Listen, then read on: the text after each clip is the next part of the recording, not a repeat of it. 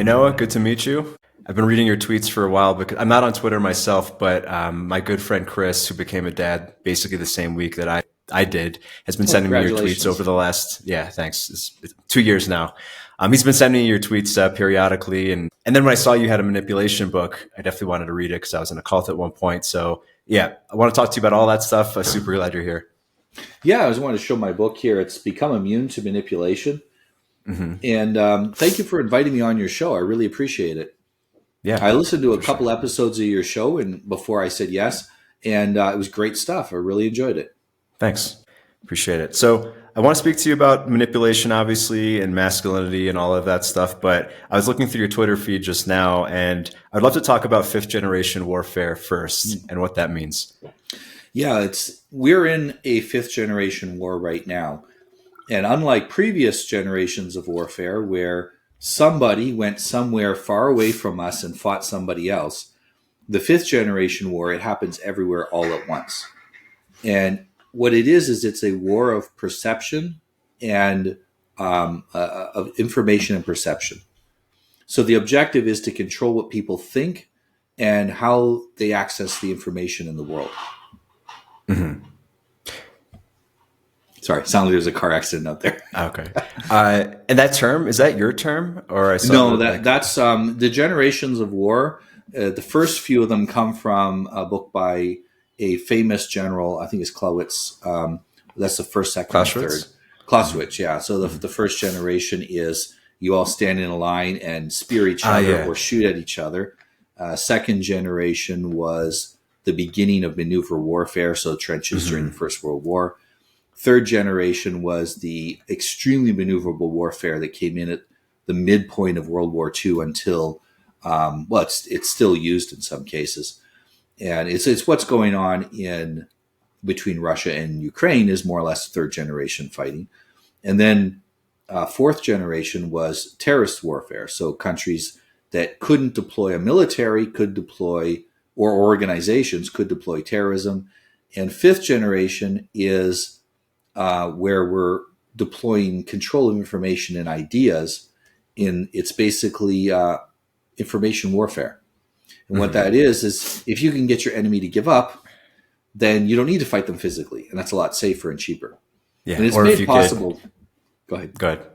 It's made possible by all the cheap technology for communication we have. You know, we all have a phone in our pocket, and that's a vector both for attack and for defense.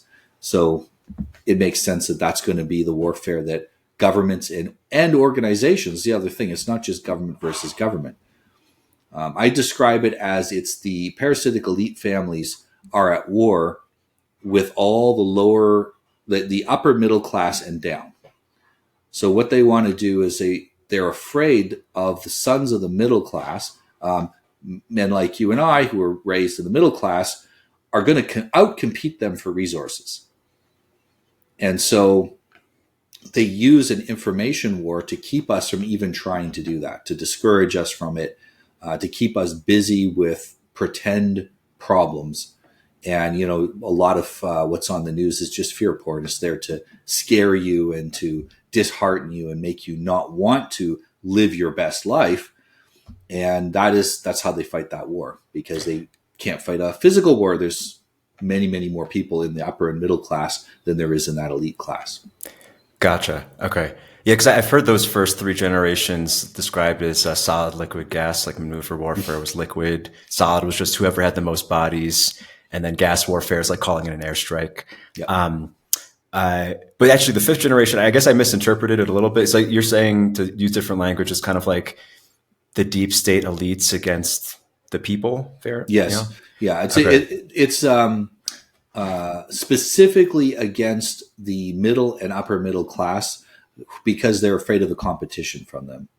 The way that we got so much economic growth from the 1950s until now was by pulling more and more people out of the lower classes and into the middle class.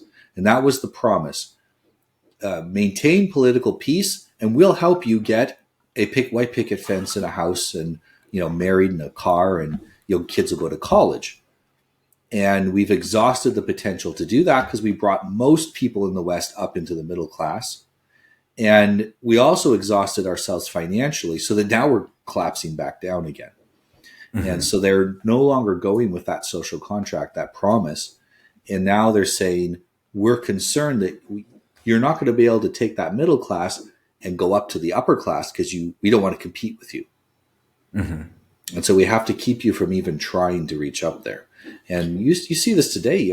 There's young guys making 6 figures a month with online businesses, and they're 18 years old.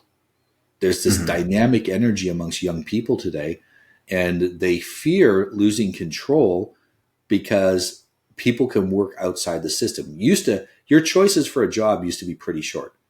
You could work for a major corporation, the government, or be a farmer. That was it. Mm-hmm. And now you've got so many choices, which makes it hard to control people. And these are all just new systems of control they're putting on. Gotcha. Yeah, because I thought where you're going with it was, for instance, a foreign power creating an app that spreads information encouraging boys to be like girls or boys to be effeminate, and therefore there's no soldiers to fight. That's part of it. One of the things that people don't realize is at the highest levels of elites, how much cooperation there is between what we would consider enemy states, or competing states at least. Most people would consider China, Russia, the US, and Europe to be competing entities.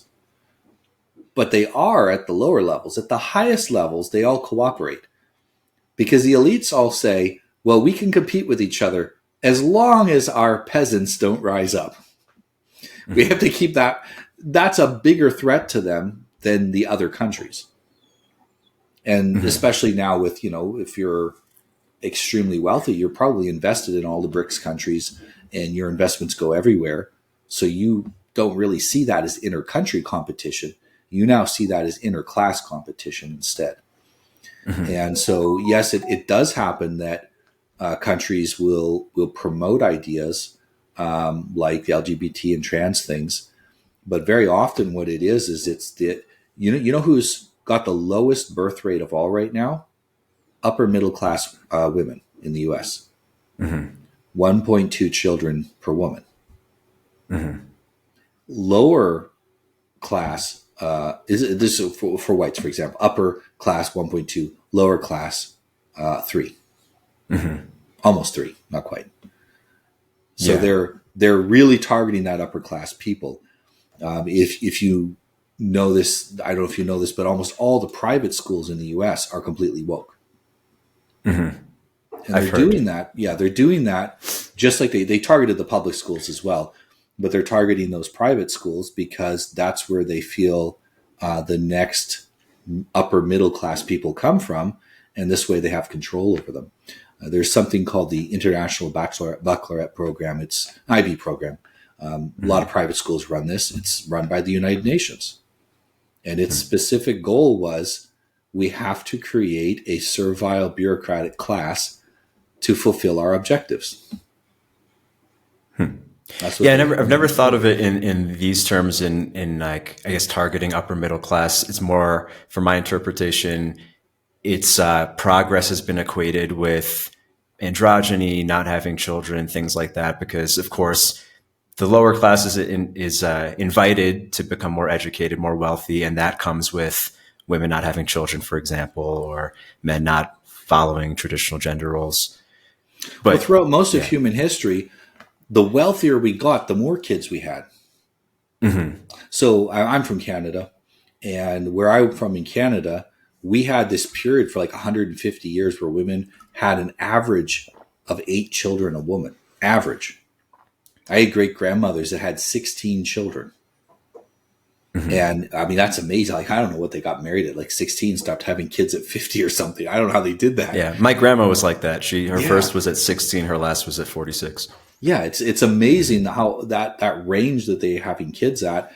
And she went on to live to close to 100 years old. So it obviously wasn't bad for her health, but they were at a time when there was no taxation, and the area they were in had become incredibly wealthy suddenly due to their efforts and the efforts of the other settlers. It was an unsettled area in Canada, and it was just free. It was free to a point where you could pursue your own interests.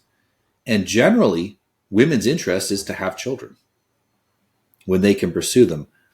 But women are also they're very high in agreeableness, and they want to do what's socially expected of them. And if their primary social influence is what they see on TV and in social media and what their teachers tell them, and maybe their mother, who's also influenced by all these things, what she tells them, then if that message is don't have kids, go to university, have your first kid at 30 and your second kid at 35, if you have a second one, or get married at 30 and start at 35, they're unlikely to have very many kids, because it's not because they don't want children. It's because they want to do what they think is expected of them. I always say this, that the feminists are the most submissive women of all.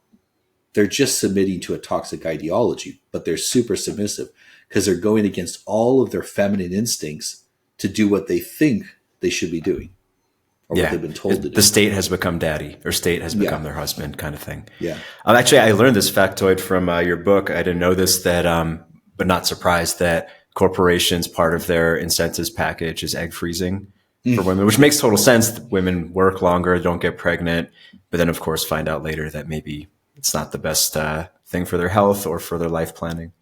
Yeah, I talked to a guy who's running an IT company. He says, "Oh, I love to hire women," and I thought he was going to go to some "I'm an ally of women" bragging thing. And he's like, "Oh," he says, "No," he says, "They're so much more easy to use." He says, "They'll work longer and they won't ask for anything. You can pay them less because they don't complain. They'll stay after work if you want."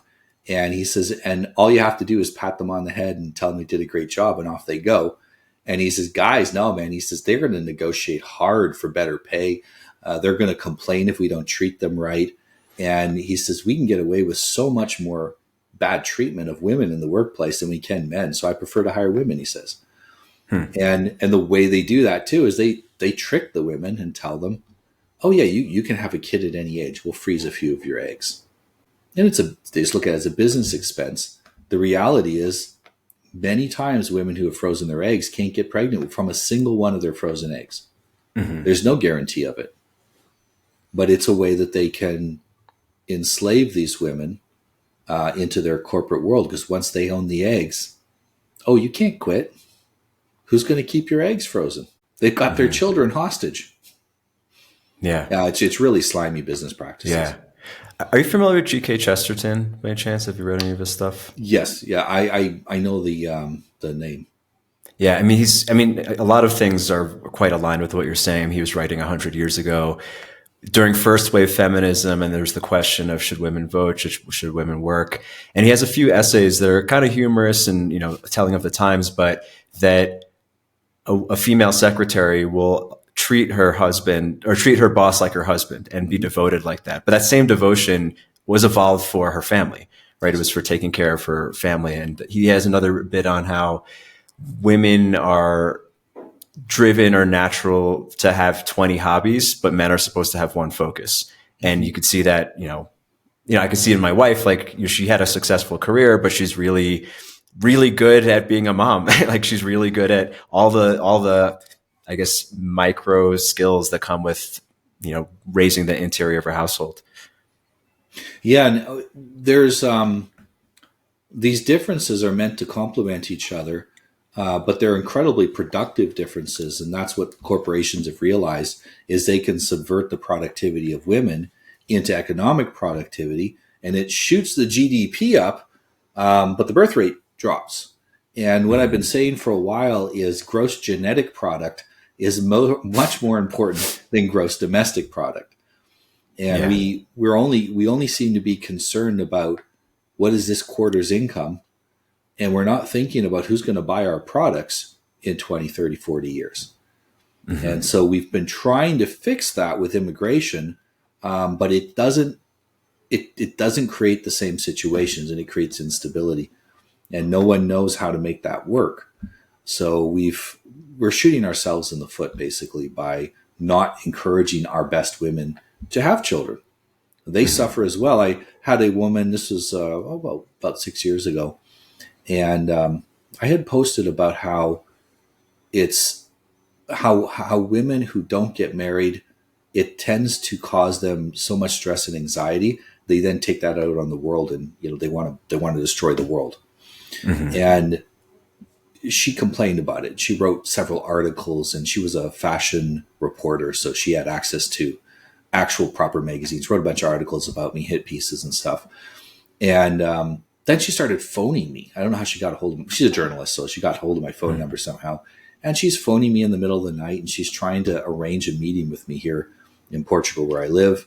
And she's telling me she's going to get on a plane and come down and interview me about this and talk about it. And I mostly just ignored her because I thought she was crazy. And then she went offline. And then 3 months later, she popped back up on her website. Her website was blank. And then it came back up with one article that said, basically, I was right. I just didn't say it nicely, she says, but I was right. And she felt that she was now 40. And she felt that her entire life had been a waste and that she shouldn't have had a career. Should have got married and had kids instead. Yeah. And I felt so bad for that woman. That's why I tell women the truth. It's not because I hate women. It's because I love women and I want them to know the truth. And the truth is they're going to be miserable in many cases if they don't pursue children at some point early on in their 20s to early 30s. Yeah. Because, I mean, growing up, I had a much more, I guess, left-leaning or liberal view of the world. I grew up in New York. But I can see, and for various reasons, I've changed. Also, the culture has changed. But I can see that I just feel so bad for my friends, female friends who are about my age, who went the globalist morality path of like working really hard, and they're in their late 30s, and it's like kind of heartbreaking because you can't go back to the other one. Like you can choose to go to work at later in life, but you can't go back. I mean, and this is great denial of biology in many ways. Mm-hmm. Mm-hmm. It also denies the fact that women don't do well in male workspaces. So men thrive on competition and suffering. We love it. Go to a gym. Men love to go to the gym. We suffer. What is it Arnold Schwarzenegger would say? He says, I'm better. He says, I can work out longer than you because I enjoy the suffering. Mm-hmm. He says, this feels good to feel the pain in my muscles. And so men love that. We enjoy competition. We don't like losing, but the only thing worse than losing is never getting involved in the competition in the first place. Whether women enjoy or not enjoy competition, it has a different effect on their body. So when women engage in competition, especially with men, it causes massive spikes in their cortisol, mm-hmm. and their testosterone and estrogen go up. The testosterone making them more aggressive, and the estrogen making them more neurotic, and the cortisol making them more irritable. And so that also creates, they get fat around the midsection from that, causes their skin to be puffy. It's just terrible for their health.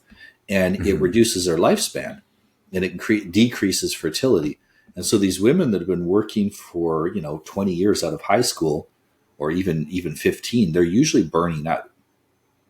Mm-hmm. I've had a lot of women come to me and they're like, I didn't want to work out of college until now. I wanted to get married and have kids, but they got me so busy at work. They don't know how to pull them in, that I just haven't had any time. And so I haven't been following up on relationships and having a chance to develop them into a marriage.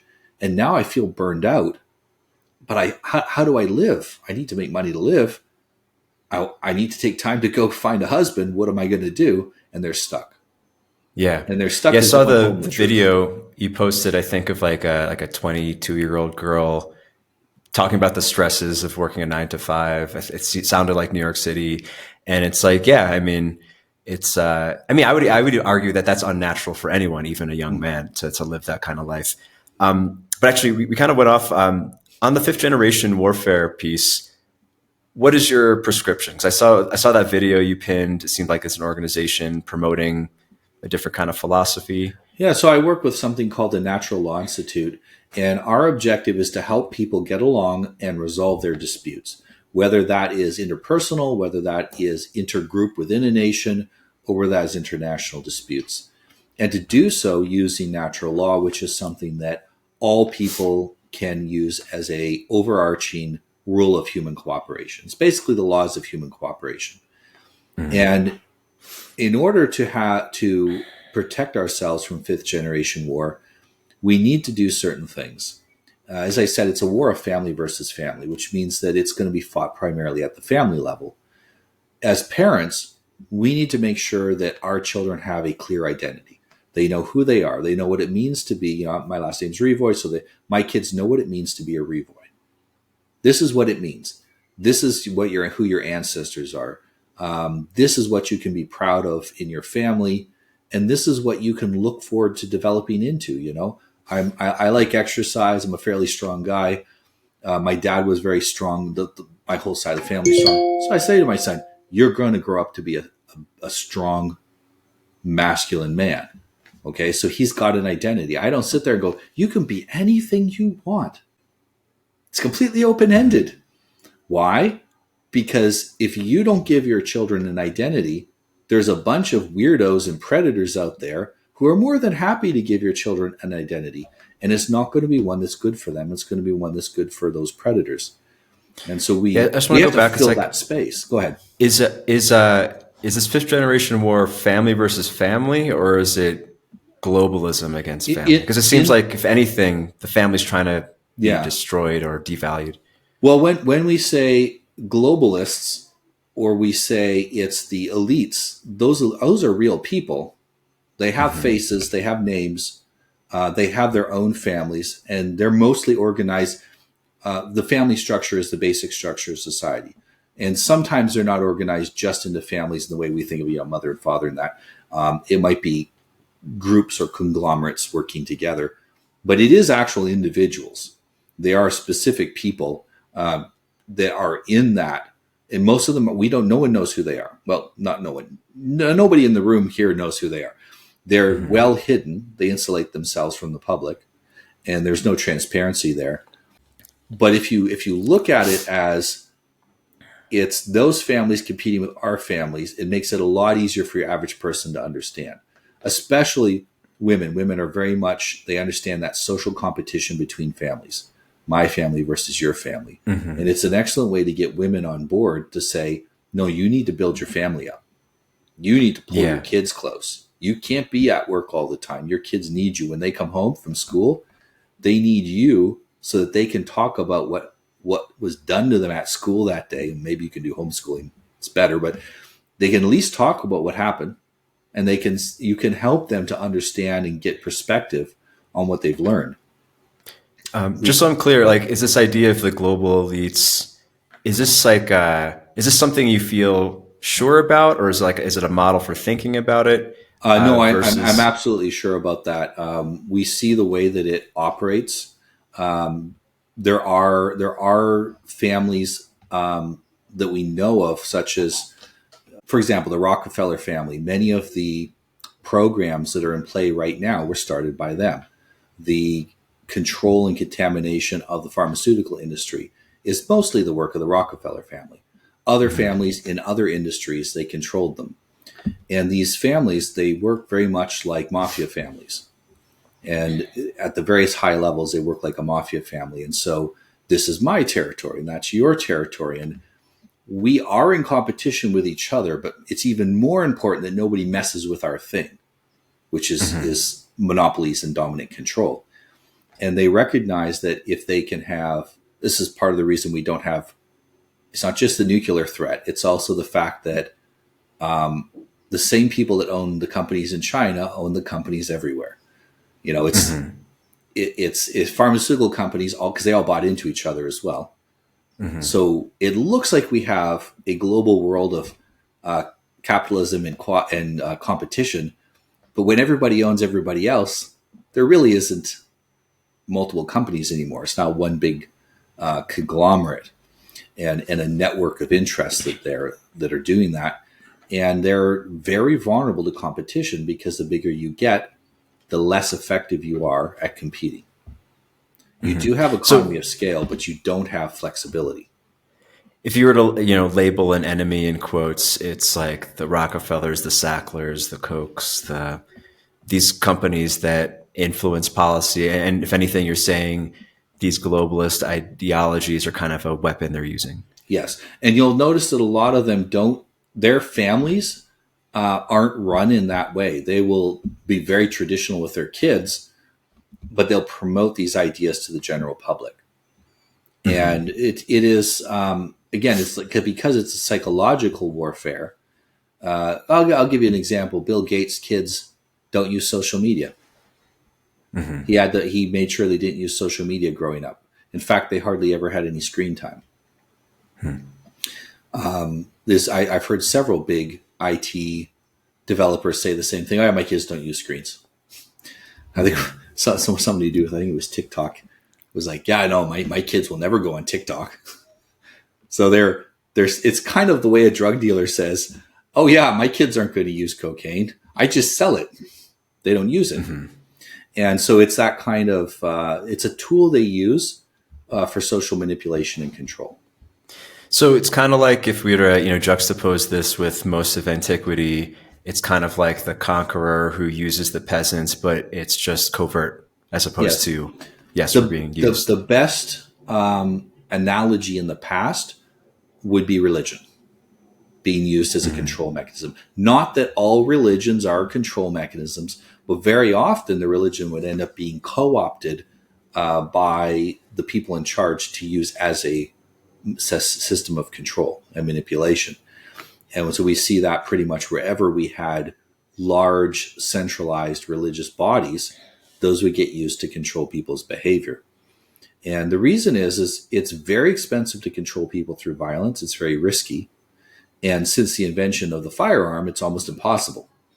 And so now the only way to control people is through manipulation. And so you get people to think they have to do the thing you want them to do, or they're going to be socially isolated. They're going to get called a something phobe, or charged with an ism, or in some other way socially disgraced, or made to feel like they are outcasts of some sort if they don't go along with the official story. And we see that online. You'll see all of the charges of, this person's spreading misinformation. We have a word. It's called lies. Why don't they say lies? Yeah. Because they know it's not lies. Yeah. Yeah. A lot of terms were made up during the pandemic, Yeah. And they make up the terms because the real term is testable. If you say that I lied, we can sit down and test whether what I said was true or not. And it's the same. It's a scientific test. If you can't prove it's true, it's a lie. That's how it works. So if I say I'm 6 feet tall, you can say, well, prove it, and I'm going to have to stand there and measure it, and you're going to find out I'm actually 5'9". Okay, so things we say that are lies are testable. Now, if I say, well, I can't measure myself, well, then I'm lying. I can't prove it's true. That's a lie. Yeah.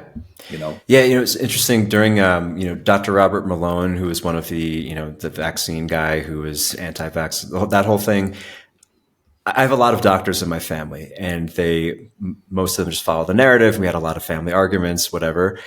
So I looked up a lot of the articles that were discrediting him and like why they thought he was full of shit. Not a single article, and there was a lot of hit pieces on him. Not a single article ever addressed what he was saying. They just said they defamed his character, but not a single time, not a single sentence had anything to do with refuting what he said. And I couldn't believe that like some very smart people I know who read the same articles just didn't pick that up. Yeah. Dr. Man bad. Yeah. It's like with Trump, Orange Man bad, and there are legitimate criticisms you could make of Trump.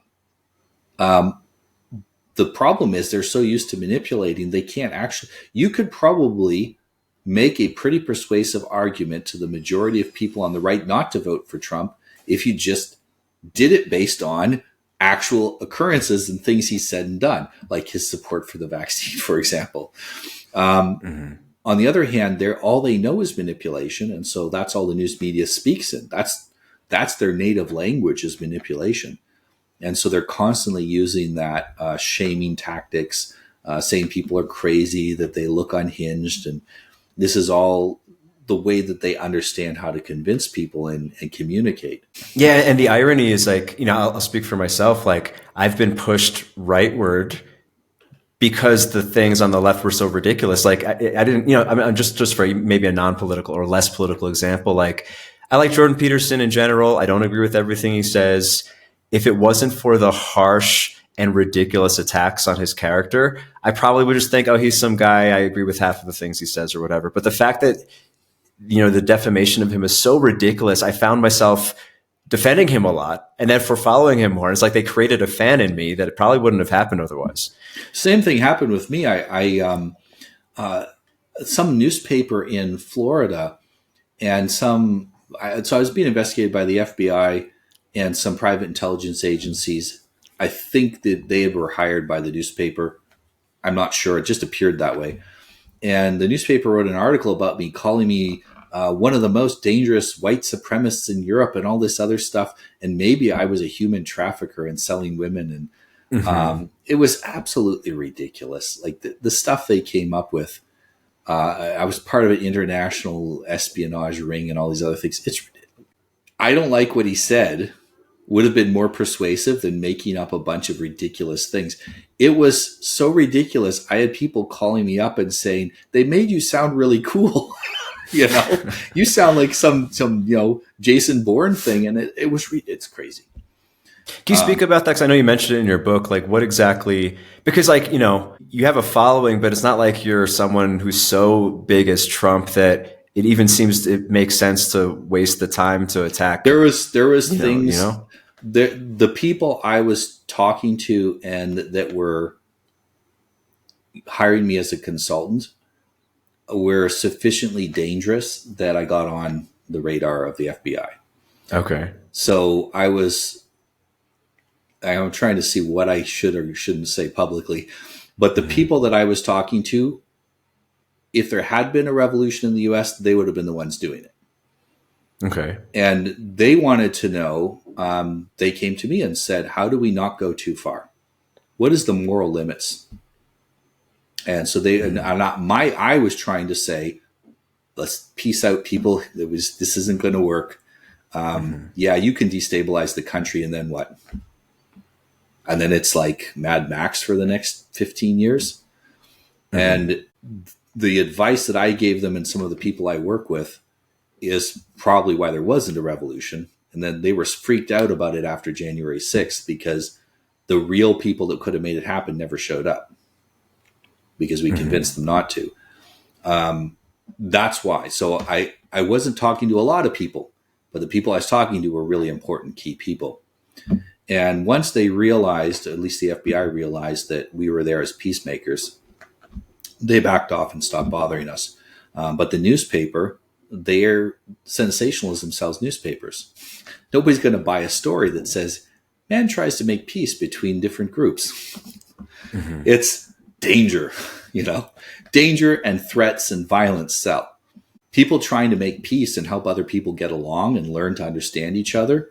And in the U.S. has an enormous number of heavily armed, violent civilian factions that your average person doesn't even know exists. And they're on the verge of either all uniting or all fighting each other all the time. And so keeping the peace between those groups is pretty important. And some of those are not criminal organizations. They're honest to goodness patriots who are concerned about the country. And so it's a matter of convincing people that there is a way to keep the peace, that there is a solution to their problems. And that was my job at the time. That's what I was doing. But then I might be remembering this wrong, but didn't you get attacked for like an anti-feminist tweet? Yeah. I got attacked also. Yeah, that happened a few months before that. They're separate incidents. Then. Yeah, they're separate incidents. Okay, gotcha.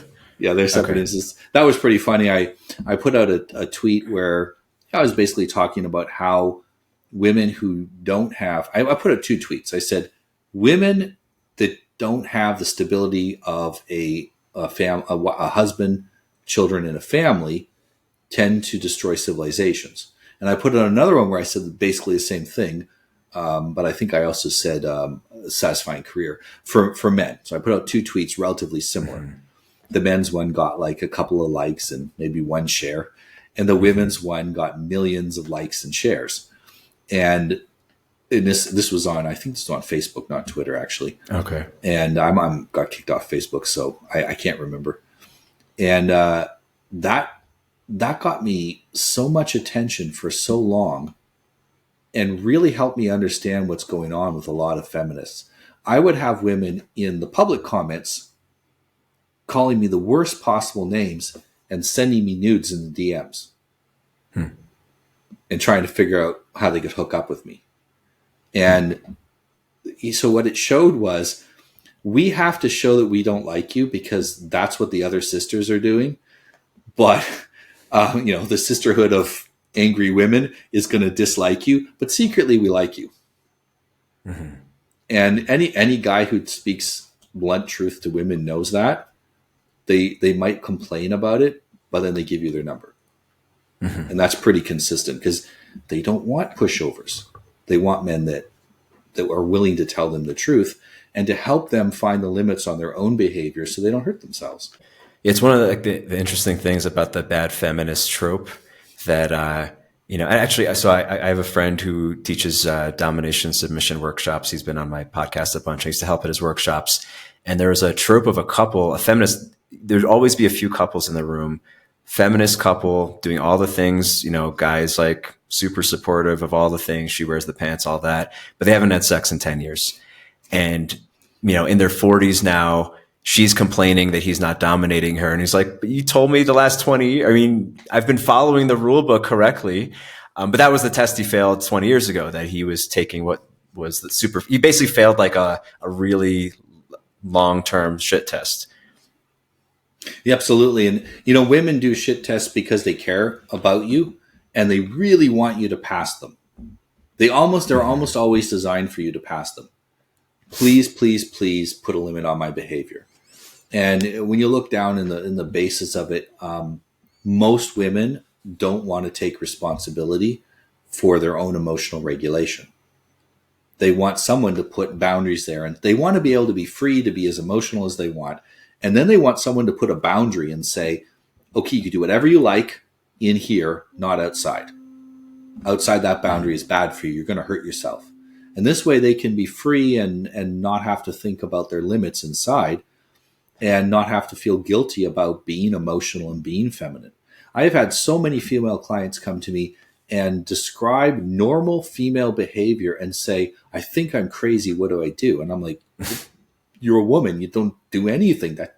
It's normal to cry once in a while. It's okay to be frustrated about that thing. And it's okay to have hormonal cycles. Like you're a normal woman. They've been made to feel crazy over it. One of the worst things feminism did to women is to make them feel like they're insane for being normal women. Yeah, there's a few things in what you just said. It's like, actually, my wife and I speak about this all the time and how we raise our daughter and the importance of boundaries. And that there's some studies she read that if kids, like 4-year-olds, are left in an open field, they'll become terrified and they'll huddle around a tree. But if you put out a fence, even a really far off fence, they'll go all the way to the limit because they know that's the perimeter where they're safe.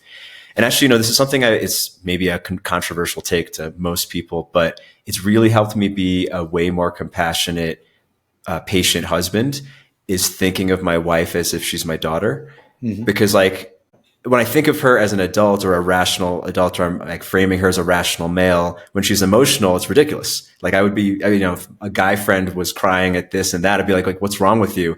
And I very unfairly at times take that approach with my wife, or I get frustrated. Why is she feeling this way? Or why is she misinterpreting what's going on? But when I realize she's an emotional being who's not supposed to think like me, I have all the compassion in the world. Like I don't really, I act right basically.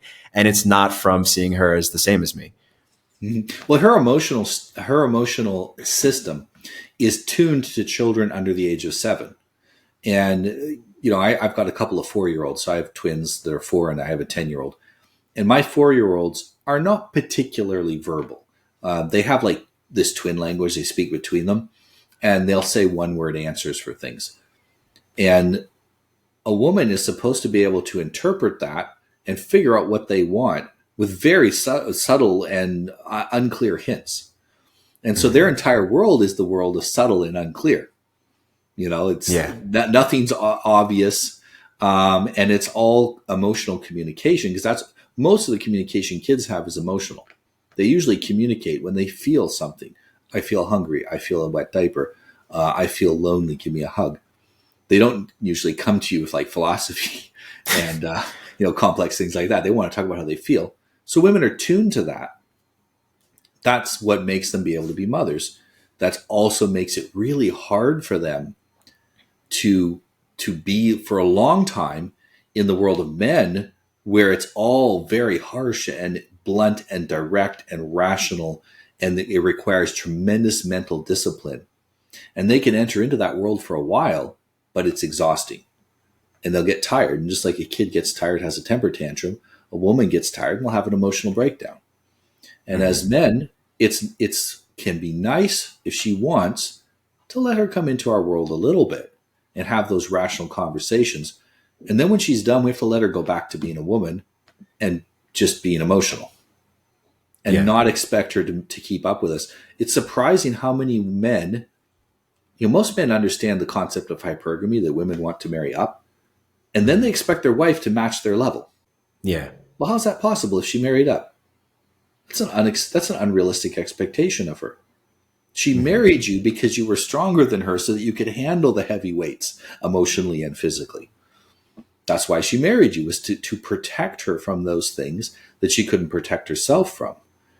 And it's when we recognize that we're protecting them and that we're doing it for their own good, then it helps us to do it in a way that's calm and patient rather than frustrated and confused as to why they're having that response. Yeah. And without children, which is becoming more normal due to globalism or whatever forces, it's hard to argue against what you just said, the hypergamy thing, because it only makes sense to take care of her and have that asymmetrical relationship if she's also doing that for children, right? But if it's just the two of you, then it is unfair, actually, in many ways. If you're just looking at, in dollars and cents, then, well, yeah, she should pay half the mortgage or whatever. Well, there's always there's always a child in the family.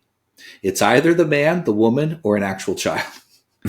So you've probably seen these couples where, she's his mom basically, and he acts like a child. Okay, so he's the child, or she acts like a child and he has to parent her. And what happens is when you have actual children is that she spends even more time acting like an adult, and all of that energy, his energy goes into her and her energy goes into the child. Yeah. And that's a healthier flow of energy, because when it flows in the other directions, it has unintended consequences. Generally, when it's like a wife mother and a son husband, there's no sexual chemistry there, because a woman's not attracted to a man who acts like a child. Yeah. And it wouldn't make sense for them to make babies because she has an adult to take care of. Yeah. And there is occasionally I'll hear, I've got 4 children. And I'm like, I see 3. It's just, my husband. I mean, my husband's is number 4. And when you hear that, the first reaction of most people is to say, my goodness, that's disrespectful. How dare she talk about her husband like that? My thing is how did her husband give her the idea that he's also a child? Like, how could she be she's confused about that because of his behavior. Because they certainly don't want it. They never brag about it. And they say it was exasperation in their voice. If my wife ever said something like that, I would be completely embarrassed, not angry at her for it, angry at myself for creating a situation in which she felt like that. The thing is we often tend to blame women for their reaction to our behavior. Instead of realizing that we're supposed to be the leader of the family and we're supposed to set the tone. This doesn't mean they'll always react in the ideal way to our behavior, but we have to make sure first that we're setting the right tone for things. And that's it's a big weight. It's a big responsibility. And that really is what it means to be a man, is to take on responsibility. Yeah. So I want to tie this back to something we were talking about earlier, actually related to the 5th generation warfare again, of like developing a family culture, which you talked about, like your last name. Because one thing that my friend Chris and I, we speak about, the one who told me about you, we both have daughters, is like, it's a kind of a scary, maybe this is always what fathers of daughters go through, but it seems like a scary time to raise a girl with OnlyFans and all of this, a lot of propaganda and predatory whatever. The one thing that I've concluded, or we've concluded, is like, your family's culture has to be stronger than the Mm-hmm. outside culture. Like that's a defense, or maybe the defense. And I was wondering if you could speak more on that, because it seems like that's kind of what you're Yeah, doing at home. it has to be stronger and it has to be more compelling. So Mm-hmm. there's a Cyndi Lauper song, "Girls Just Want to Have Fun," and that's absolutely true. Girls, they enjoy. It's like the part of never growing up. They want to have fun, and here's what you have to do. I was talking to a client today. He says, "Oh, this girl I know, she was raised really well in this boring Texas town where nothing happened in her family. It's all very quiet." And I said to him, "Well, I said, I'm not sure that I would characterize that as being raised well. I think that's being raised boring. Being raised well is when your vision of your family and your life is so exciting that you value that more than any other path. That's when you've done it Mm-hmm. right." So we have so many parents today, and maybe it's because they're religious. It could be for other reasons where they say to the kids, "Don't have premarital sex." Okay. I think that's generally a good idea, at least until you are absolutely sure that woman is the one you want to marry. But then they say you have to go to school until you're like 27, and then you have to get a job. And by the time you're an adult in their mind, you're 35 years old, and no one's going to wait that long. Mm-hmm. On the other hand, there's parents that say, we're going to make sure, this is what I do with my kids, I make sure my sons, the oldest is now 10, he has regular association with good daughters of friends and colleagues and neighbors, the kind of girls he might grow up to marry, so that he knows, oh, there's lots of girls out there. This is how they are. I might like that one, or I might like that one more. And then we can have conversations about what is it, what would it be like to be married, and what do you expect out of marriage? And I hold out that future for him as something exciting. And I make being part of the family now exciting. And I create things that aren't about partying and drinking and video games and whatever other things distract you from reality. We make other exciting things for them to do. And so instead of trying to distract yourself from a boring life, you have such an exciting life that you'd rather be a part of that than go in some other direction. So, for example, for your daughter, if she absolutely trusts your judgment in men, and she knows that you're going to help her vet guys, and on the other hand, she knows that you're going to make sure she has a enjoyable, fulfilling youth, then she's not going to feel the need to go out and find excitement and fun elsewhere. She has all the excitement and fun she wants at home. Being part of the family is the joy that she has in life. Mm-hmm. And we live so detached from our children now. Our children spend all day at school. When they're home, we're on screen, they're on another screen. And so we're not really connected with them. And so we tell them what we want, and the world tells them what they want, but they spend more time out in the world listening to influencers and their teachers than they do to us. So who's going to have an easier time influencing them? Right. We need to be the number one trusted authority in our child's life. Not because we say, I'm the authority, but because we cultivate that relationship with them. So if I want to be able to say to my son, don't date that girl, she's crazy, you're going to have problems. And he goes, oh, thank you, Dad. I'll break up with her immediately, because he trusts my judgment so much that he knows if I say that, I would only say it if it's true, and that I have his best interests at heart, and that I'm saving him from heartbreak. So many people now, they're like, well, you can't really influence your children. They're going to do what they want. And I always think it's like, that might be true about your children. That's not true about my children. My children are going to listen to me. And you might say, well, your kid's 10 years old. That's different. My entire job is persuading people to follow my advice. That's how I make a living. I know exactly how to cultivate trust relationships with people so that they know you have their best interests at heart and that your advice is reliable. And if I can do that with random strangers in a couple hours of conversation, people can absolutely do that with their children. Mm-hmm. Yeah, I think of I don't know if you watch MMA, but Khabib, basically did everything his dad ever said his whole life. And it was great because he was the greatest of all time. So his dad was definitely right, but it wouldn't be the same if his dad was a loser. Obviously, he would have ended up a loser. So it would have been good to rebel against, not to say that a not persuasive parent is necessarily a loser, but you actually have to have that clout, that real kind of clout. Yeah, like I want to tell my kid, my son loves kickboxing, so I want to tell him to go out and exercise and learn how to fight and all that stuff. If I'm not doing these kind of things, then it's hypocrisy. Children rebel against their parents not because they don't like the things their parents are telling them. They're rebelling against their parents' hypocrisy. Mm-hmm. So the parent, this is a very, very common thing. Parent says, "Don't lie." Don't take drugs, don't drink. Meanwhile, the parents are hopped up on whatever stimulants they got from the doctor or painkillers, and they're getting drunk on the weekends, and they're lying all the time to each other and the kids. Maybe they're cheating on their spouse. And the kid's sitting there going, everything you said is a lie. I want to do the opposite of what you're doing because I don't like what you're doing. There's that, and then there's the other one where all of your advice has led to a boring and intolerable life, and you're miserable. Like, if you're miserable, how can you be giving people advice on how to have a better life? Mm-hmm. Unless that advice is don't do what I'm doing.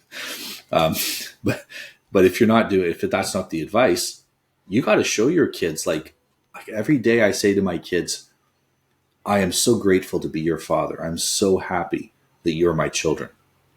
I have other parents, and every single day they say, oh man, being a parent is so hard. You don't want kids when you grow up. Mm-hmm. And then they wonder why their kids don't want to get married and have kids. Mm-hmm. They've told them for 20 years how horrible it is being a parent. Every time the kid needs something, they roll their eyes like this. And then, why is he rolling his eyes back at me? He's just reflecting your behavior.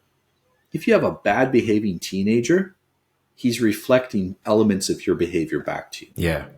Yeah, I've definitely noticed this the most with teenage boys, that there's this assumption that they're they are the most rebellious, or maybe, dangerous, if you will. But teenage boys are the most respectful of dominant males. Yes. More than any other kind of person. Like if you could show that you could beat them up, they want to listen to everything you say. And it's actually a simpler playbook than most people, I think. I have teenage guys, because I got a long beard, and they'll come up to me and they'll go, sir, I don't want to disturb you. It's at the gym. I don't want to disturb you, but I wanted to say that your beard is really cool. And I wanted to ask you how long it took to grow it. And they'll be like, they're so polite. If you've done anything worthy of respect, they want to respect it. What it is, and I've had clients tell me this. Guy says to me, my dad is a pushover.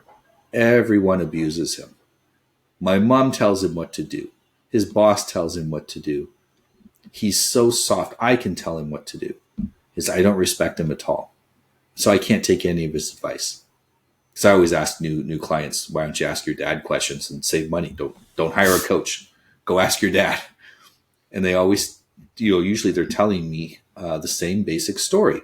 They can't respect their dad because he does not act like a man. And if your father doesn't act like a man, you're not rebelling against his advice. You're rebelling against the fact that he is unworthy of giving advice. Now, just having a child does not make you a father. And you can't be a father if you're not a man. You have to be a man first. And a lot of people skip that because they don't know what it means to be a man. And so they're trying to be a father, and they're still essentially a child. And they're using the same coping methods they used for childhood, and they're trying to use that in their marriage and in their parenting, and it's failing. And they're frustrated. It doesn't mean they're bad people. They're frustrated. The kids are frustrated. Their spouse is frustrated. And the kid just knows there's something wrong, and they just don't want to listen to any of it because, I don't know, but it's wrong, and I'm just not going to listen to any of it. And they rebel against it that way. Actually, I'm remembering one of the tweets I just read of your son giving advice about the end was like there's a lot of these kinds of women in the UK, but not so much in Portugal. I forget exactly what it was. Women to stay away from, something like that. Yeah, we were talking about that. I think it was with the weird piercings and weird hair color, and where I am in Portugal, that's just not popular. Even if a woman's a little bit more on the left, that's really not socially accepted here. You need to look normal to get it. The tattoos are becoming more popular, but everything else is, people look pretty normal. And so he recognizes that difference. But it's, even with my son, he went to school, and the first notes we get back from the school, it's a private school, really nice school, is your son is incredibly disagreeable and uncooperative. And so I phoned the teacher and I said, so we explained what happened. And she says, well, I tell him to do stuff and he won't do it. I said, oh, wait a minute. You told him? He says, yeah. I said, he doesn't accept being told what to do. I said, try asking him and then tell him why. So she's like, oh, okay. Because they're really helpful teachers. They're actually good teachers there. So she phones up a couple days later and says, all of a sudden, he's the most helpful kid we've ever had. It's because she realized that he absolutely refuses to be ordered around. If he's not being treated with respect, he will not cooperate. And the reason is his entire life, we've treated him with respect. And he now demands respect from other people. And in exchange for that, he's willing to put in the work. When it's the end of the day, he's the kid there helping the teacher set the class in order. He doesn't leave till everything's done. He's there telling the other kids, no, we can't leave until we put our stuff back. There's rules here, He's trying to put rules in order and structure. He's the one telling the kids, hey, there's a proper queue for food, and you can't be butting ahead in the queue. That's improper. He doesn't want to be told what to do, but he does want order and organization, but he wants it done with mutual respect. And what we do today is we tell our kids what to do, and we don't respect them. And we don't respect the fact that even when they're small, they are their own person and they have their own dignity. And then they stop respecting us somewhere around their mid-teens. And we can't figure out why. It's because we've never modeled it for them. If I have a problem with my son, I don't yell at him or tell him what to do. I bring him over. I explain what the problem is and why it's a problem and what effect it's having. And I don't usually even need to tell him how to correct it. He says, if I did such and such and such, would that fix the problem and everything would be okay? And I'm like, yes, that's sufficient. Go ahead. And that conflict resolution now, he's 10 years old. He's better at conflict resolution than most adults because we model that for him. That's really awesome. Because my kid is 2. She's kind of verbal, but not speaking in sentences. But I have already noticed that showing her why something's important takes away all the friction. She wants to do. It's like we're kind of, so far navigating the so-called terrible twos pretty easily because, well, actually the other thing is what you also said, if I make something fun, she's super happy to do it. Like there's no, I don't have to dominate her or anything like that. It's just, this is what we do because it's great for everybody. And it works a lot better, even with like a toddler. Yeah. We talk about self-discipline and, to be an adult, you have to have self-discipline, blah, blah, blah. That's true.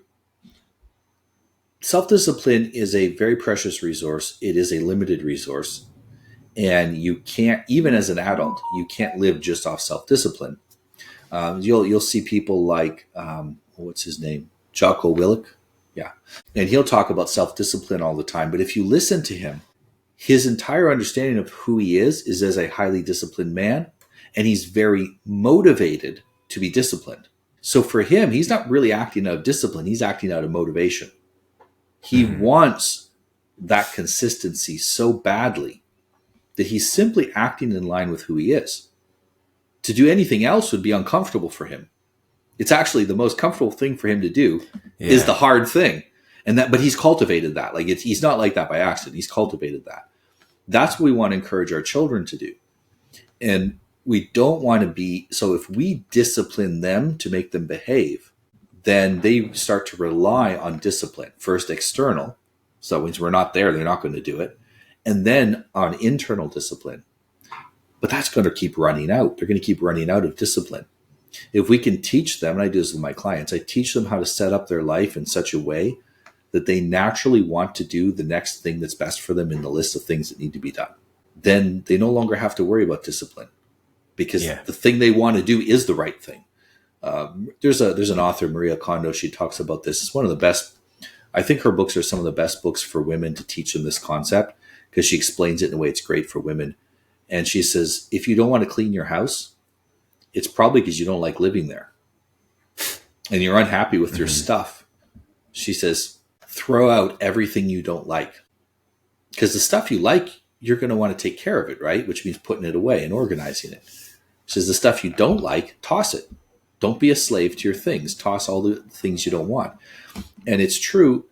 Kids, they're not cleaning up their room. Why? There's way too much stuff in there. Take everything out. Let them have 1 or 2 stuffed animals, 1 or 2 toys. That's it. Their favorite ones. When they get bored of those, go to the box of toys in the basement and trade. Say, hey, what toy do you want to trade? It's Saturday. It's toy trade day. What do you want to trade? I'll trade this for that. Okay. And you got something else for the next few days. And anytime they want, they can go downstairs and trade toys. But in their room, there's only a couple of things. Don't put all their clothes in their room. Put the clothes in there. You can have a very small drawer or shelf, and all they have is clothes for the next day. The kid will have an easy time cleaning up his room. It'll be a joy for him. And he will start to associate orderliness with pleasure. And so he'll get a joy out of having a beautiful, orderly room. You don't get that if you force them to put order into massive chaos that you've created by dumping all their stuff in their room. They're not going to enjoy that. It's overwhelming. Yeah, I was actually just speaking about this with a client on how to get over creative resistance. You have to make the steps easy. Like if there's 200 things and 200 things you can work on, it's too heavy a weight to lift. And actually I brought up Jocko with another friend who's having trouble going to the gym. It's like, there's no way Jocko's alarm goes off at 4:15 and he's like, he's like, yeah, I'm going to do that. I'm going to post my watch photo to Instagram or whatever. And it's, and I've been getting up at 5 for the last 3 months or so, mainly because it's I want 2 hours of quiet time to myself before my family gets up. And I need it and I crave it. And you have to convince me not to get up at 5 right now. Whereas in the past, when I want to get up for discipline purposes, it works or it doesn't work, Yeah. If you got little kids, you probably notice that sometimes they wake up in the night and they're like, is it time to get up yet? And they're wide, bug-eyed and wide awake. And you're like, no, go back to sleep. Okay. Go back to sleep. And it's not hard for them to, in the middle of the night, just get up. If you told them, yeah, it's time to get up, they'll do it. My 4-year-olds, they'd like to get up at 4 o'clock every morning, 4 or 4:30. We can't do that. So we're like, go back to sleep. We need some sleep too. And so we put them back to sleep for a couple more hours. But they'd be perfectly happy to do that.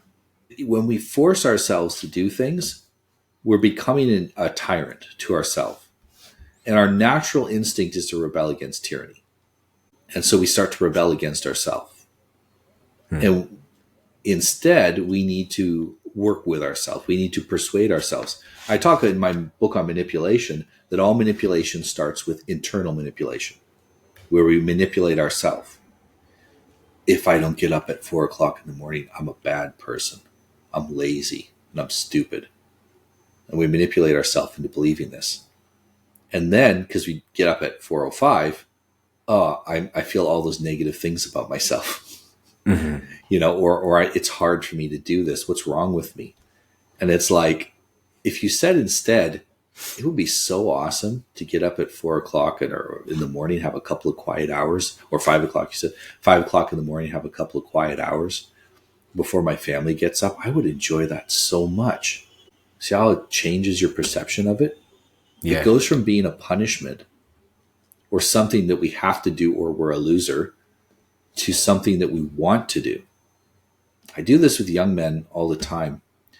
They say, I hate approaching women. I don't know. And I hate going on dates. I don't know what to talk to women about. It feels so uncomfortable. And I can't relate because I always enjoyed going out with women and going on dates and meeting women and meeting people in general.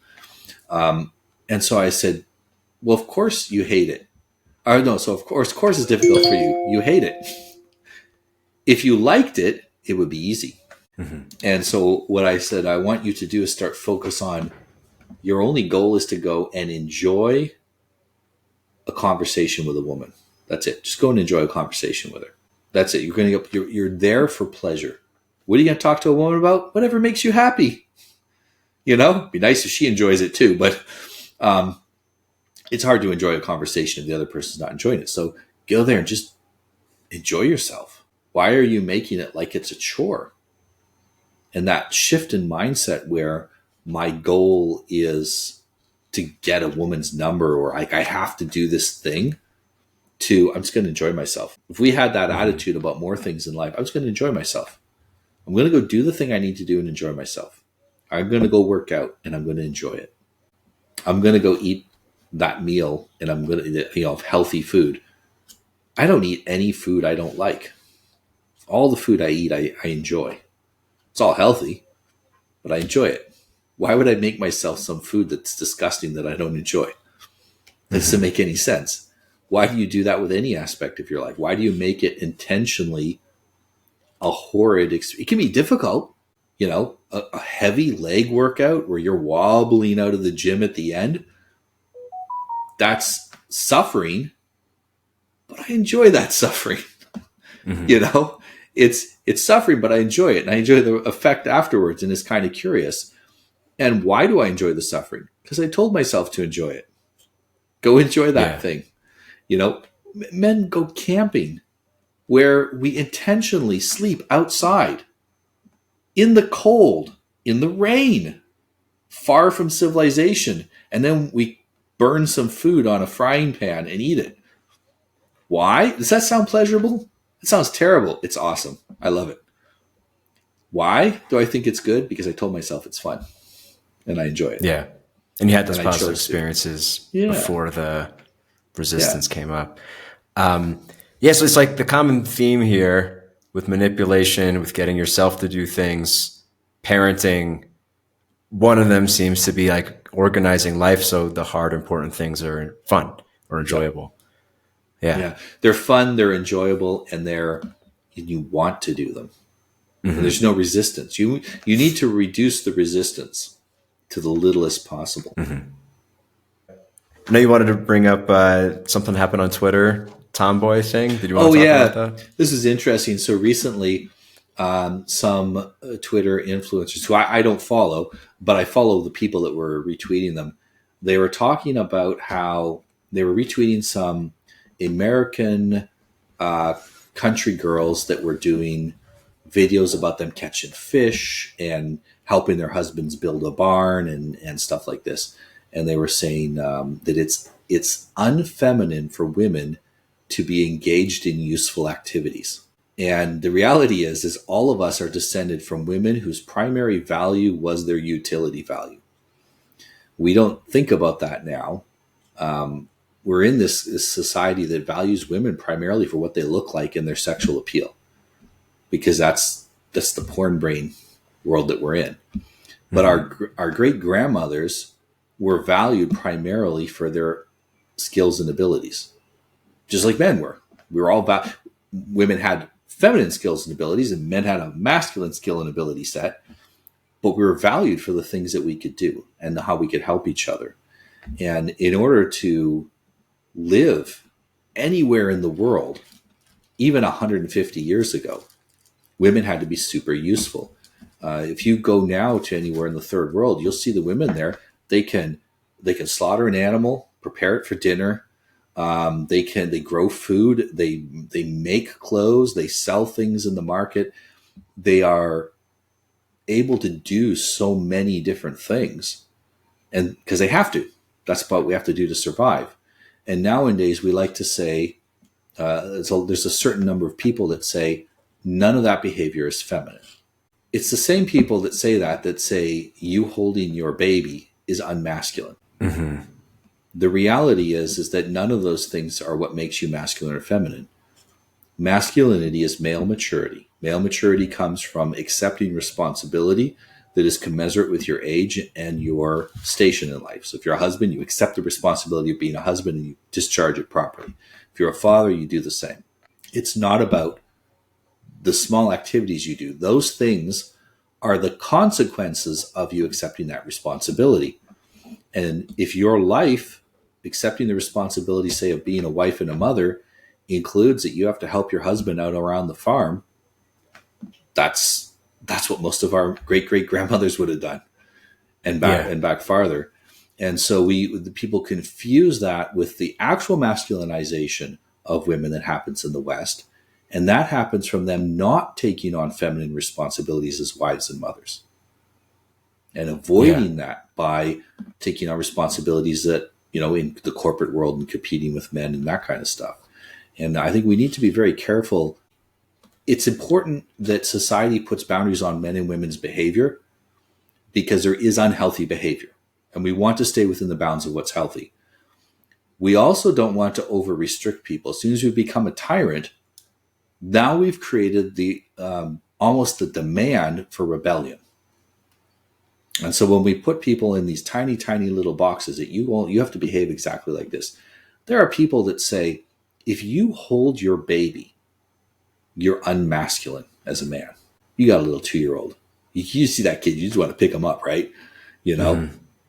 It's normal for a father to engage with their small children. There are people that think that that's an unmasculine thing to do, and it's a waste of time. Yeah.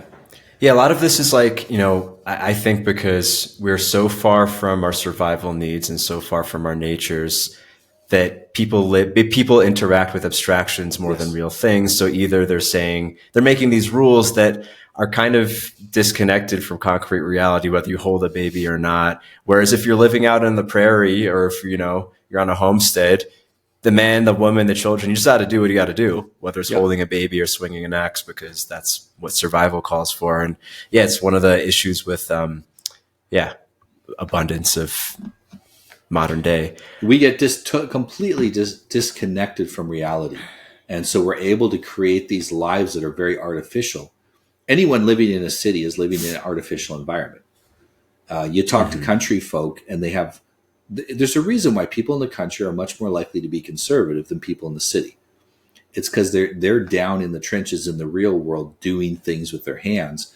And they understand that you can't lie to yourself or you get hurt, or you can't make enough living to live. Whereas you can live in the city and you can kind of pretend about reality because somebody brings food on a truck. And, Right.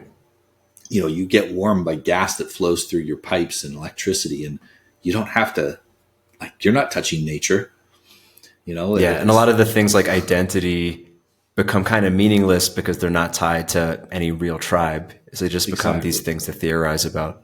Yeah. Yeah. Have you heard of distributism? This might be my last question because I know we're a bit over an hour. Is that I think it's a Catholic idea. It started off, it was first theorized by one of the popes, I think Pope Leo the something, also popularized by G.K. Chesterton, who I mentioned, but it's the idea of a style of government where instead of dog eat dog capitalism or, socialism where you get all the produce, every family is issued enough land to sustain themselves. And it's the idea of that would be in line with a man's psychology to have his own realm. And it would also encourage people to be productive, but also ensure that no one fell into poverty. Of course, no government would go for this because, it disconnects you from the global, the supply chain, let's say. But it seems like, every man I talk to whose values align with mine, we all kind of want the same thing. We want land. We want things that are separate, our reality to be small, our nation to be our family, etc. And anyway, smaller polities can do that, and it can work very well. We have to let people rise and fall based on their own ability, but we also have to realize that if we have a nation, we have to take care of each other. It's mutual insurance. The problem is we've increased the polity so big that included in what is officially our nation are people that hate our guts. And so we can't ensure their survival because it's contrary to our own survival. And this is what causes the conflict in really large polities. I'm in a country of about 10 million people, and we're already having that problem. The country has been 1,000 years. There was for like 1,000 years, there was no immigration, only emigration where you leave. And then all of a sudden we have big waves of immigration, and we don't know how to assimilate them because it's not like America where you always had some people moving there. And so people are saying it's like right now, there's not enough to go around. It's a poor country, and everything we're bringing people in, it's harming the people that are here. And so your country needs to say, your nation needs to say, the people in our nation, we have to make the decisions what's good for them first, and out of our surplus, we can help other people. And that's the natural way to do it. I wouldn't expect you, if I was your neighbor, I wouldn't expect you to treat my kid better than you treat your kid. That would be ridiculous. You should treat your kid better than you treat my kid. Now, that doesn't mean that we're going to be cruel to each other's children or family. And absolutely, I see someone bothering your kid, I'm going to come over and help out because it's in my interests that my space around where I live, everyone feels safe. Because my kids are living there too. And I just like you watch out for everything, I'm going to watch out for it too. But there's a level where that scales to. It doesn't scale infinitely. Now, this is the problem with globalism is they see humans as infinitely scalable objects. They don't see us as people. But we all see ourselves that way, with our own needs and our own different ways of living. And so with smaller polities, we can pick the way that we're going to live. What you described was redistributionist? Distributism. Distributism. With that kind of a system, it allows each family to have their own autarky, their own ability to manage themselves. Mm-hmm. And really, in my case, one of the things I say that your family shouldn't just have an identity, it has to have a mission. The mission of my family is to achieve maximum sovereignty or autarky, the ability to look after themselves, to achieve that to the maximum. And what sovereignty is the ability to tell other people no. It doesn't mean you don't cooperate. It means when that cooperation is not in your interest, you're able to say no. Our entire system we have now is based around involuntary compliance. You must do it because otherwise someone from the government comes to shoot you. Mm-hmm. And we have to shift that because that does not work for productive people. Productive people cannot live as slaves. We rebel against it. And we begin to use our energy either destructively against ourselves or against the system that's holding us in. And that's what we're seeing right now. The unproductive people weighing the system down and the productive people saying, I don't want to work for this anymore. I don't feel I'm getting a benefit from it. And so that's creating this tension in society and this collapse. And I think the solution to that is that we raise up a new aristocracy that is those men who are aware of what's going on, start raising their kids in a way where we develop intergenerational wealth in the form primarily of culture, intergenerational cultural wealth. It would be nice to have financial wealth as well, but that cultural wealth where my kids shouldn't have to solve all the problems I solved. I solved them. Mm-hmm. I can tell them how to solve them. They can solve a whole bunch of new problems. I had to figure out. Now, I had some advantages because my family for 450 years kept a record of everything they learned. They had the idea of marriage and raising kids down to a science because they had 450 years of experience recording what worked and what didn't work. And I learned a lot from that. So I didn't have to start from zero. My kids, though, they can start even farther ahead because that was given to me as a suggestion. I'm going to give it to my kids as an even stronger suggestion. I can let them know this is what works and what doesn't. If we do this, we create a new aristocracy that can rise up to compete with the current parasitic elites and create the kind of stability we need. There's never been a peasant versus elite revolution that worked. It always ends up worse, like the French Revolution.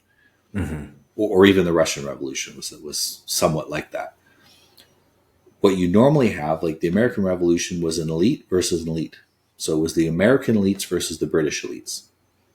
And the reason that it worked well is because the side that won, the American side, had a bunch of highly competent, well-educated, moral, just, and good men running those families, running those organizations.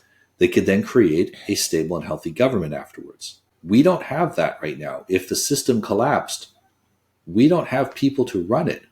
We complain that no one good runs for office because there isn't anybody to run. And the good men just want to be left alone. We want to be left alone. We don't want to don't bother me. Let me be with my wife and kids and watch football and have a beer on Sunday, on Saturday while I watch the game. And so we need to rise up that group of people who will say, no, enough is enough. I want sovereignty for my family, and I want to ensure that we're going to have a better future.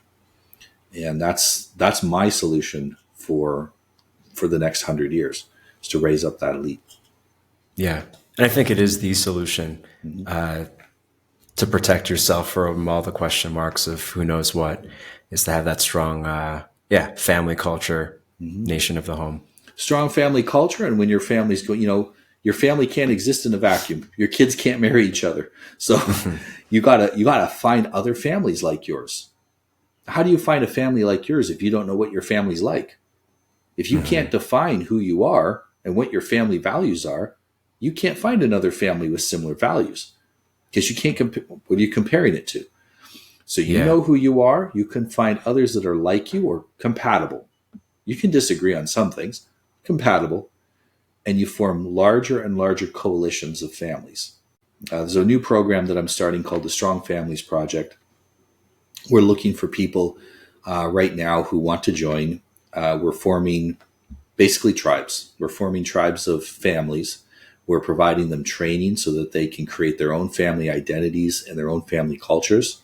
And we're in the very early stages of helping them figure out how to create this new aristocracy. And I don't pretend that I can just say it's going to be this way and I'm going to dictate how it is. I need to recruit families and identify the things they're going through and the wisdom that they have. You recruit 100 families, between them, they're going to have the necessary wisdom to make this work. The problem is today we pretty much don't communicate with each other. And so we're not sharing that wisdom. And so I want to facilitate that sharing of wisdom again between families.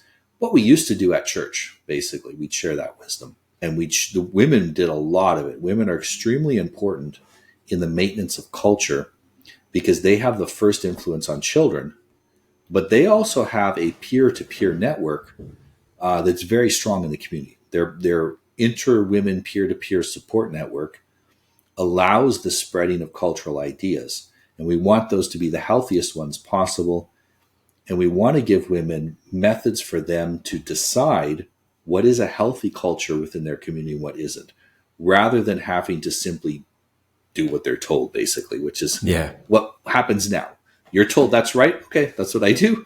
No, here's how you decide. And this is why I work with the Natural Law Institute, is we are specialists at decidability.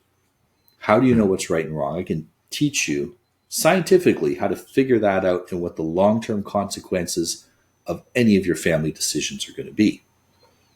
That's what we're working on.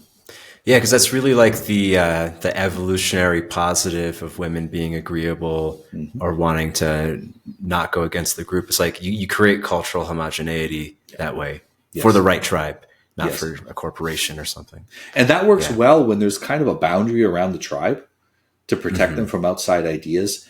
And when women are cultured to understand in-group versus out-group.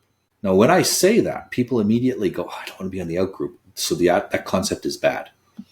We're all on somebody's out-group. We're all in somebody's out-group. And the question is, will we be in somebody's in-group? That's more the issue. We don't all have to be one gigantic pool of humans. We can have our own little groups. Our groups don't have to fight each other. Our groups can in fact, cooperation is always the optimal strategy. It's the prisoner's dilemma. Cooperation is optimal when we work together. But we're not made to be a big pool of humans. We don't work that way. And we're not made to be completely isolated either. The isolated nuclear family is incredibly destructive to women.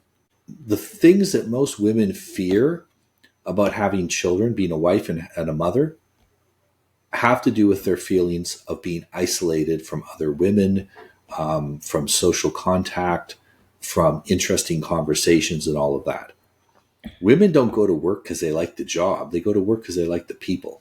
And it used to be that women got together pretty regularly and they shared chores, they shared duties, they shared child rearing, and they talked to each other and they supported each other and built each other up. And we need to encourage a restoration of that. If it's at the It's very difficult to do in a community with people with very different ideas on how to live. So you have to have some form of homogeneity. It's either racial, religious, political, something has to be, one of those has to be homogenous so you have a shared language to speak. Once you have that, then you can build a community around that, and you can have women getting the support they need again. Women aren't having kids, not because they don't want kids. It's because they're afraid of being stuck alone at home with a bunch of kids and no help. Their great-great-grandmother didn't have to worry. My great-great-grandmother didn't have to worry about that. She had like 8 sisters and 8 sister-in-laws. And so she, her and her sisters and sisters-in-laws would take turns. Every day, 3 of them would work together and make this huge pot of stew. And like the 150 kids that were still at home would all go to one person's house and eat out of that big stew pot. And then tomorrow it's like, Monday, Tuesday, Wednesday, Thursday, Saturday, and Sunday you ate at home with your own family. And the women who weren't on kid duty that day, they were completely free to do what they want. They clean up their house, and then they go and they chat with each other, and they read the Bible, and they knit. And like my grandma says, we had more free time than women do today. It's because they cooperated, and that was easy to do in your family. We're probably going to have to learn how to cooperate with non-family now in order to make that work. Yeah. Yeah. I mean, all the young families I know are kind of trying to find that tribe to settle down, but it's hard. Yeah. It's hard to go in the direction of technological progress. It's hard to regress back to, homestead life with a community. And we're not very good at building trust anymore. I was talking to my friend Kurt Doolittle about this today, and we were saying that the way trust is built is that you have to offer a little vulnerability first. So you open up a little bit, you give somebody something, some help, something. The old thing is, people come and borrow sugar from their neighbor, and that was how they start to open that conversation. Something small, and it just gets bigger and bigger as we learn to trust each other with more things. And even then, you don't trust someone on a binary. It's not like I trust you or I don't. It's I trust you with what? Maybe I have a friend and I trust him with money. If I lent him money, he'll definitely pay me back. If he has a business idea, I would invest in it for sure. But he's terrible with women. I would not invest in his marriage. I'll invest in his business, but not in his marriage, because the guy doesn't know what he's doing about women. Okay. I still trust him, but I trust him in one area. And then there's other people you can, I trust this person to always be late. I had friends Portuguese friends. I trust that they'll always be half an hour late for everything, to the point where I'll tell them the time to be there is half an hour earlier than it really is, so that they're late, so they're on time. And so we have to see, we need to get better at building trust. That means we need to be a little bit vulnerable. And that also means that we need to stick with it, because it takes time. It's like you got to run that cycle 50 times till you get a friend. Yeah, I think, because a couple generations ago, it's kind of natural to have a history. Even if you just meet someone, your family's had history, or like there's some way to look back, whereas we're all kind of floating in space. So even though there's this kind of universal desire to find like-minded community, starting history from scratch without any survival constraints, it's very challenging. And it's easy, kind of like with modern dating, it's easy to just, I don't like this community anymore. We've moved, we're guilty of it. We've moved like 10 times since being together in the last like 3.5 years. When I met my wife, well, it wasn't my wife at the time. I met this girl. I liked her. And what I do due diligence. Okay. Everything online about her, I get it printed out. It was back then when social media was like, it was very little. She had like a MySpace, and it was a long time ago, more than 20 years ago. Then I get my church, we had the same church, but we're in different countries, my church, to investigate her and her church. And I know they do a good job of this. They check her background, and if everything's cool. So they did that for me. I started talking to her friends. I said, tell me about her. And I've had training in how to interrogate people properly. And a proper interrogation doesn't feel like an interrogation. It feels like a friendly conversation, but you get all the information out if you know what you're doing. So I did this. I asked questions. I spent more time talking to people that know her than her at the beginning, because she's in another country. I can't just, randomly get to know them. So I had to do this in a sensible way.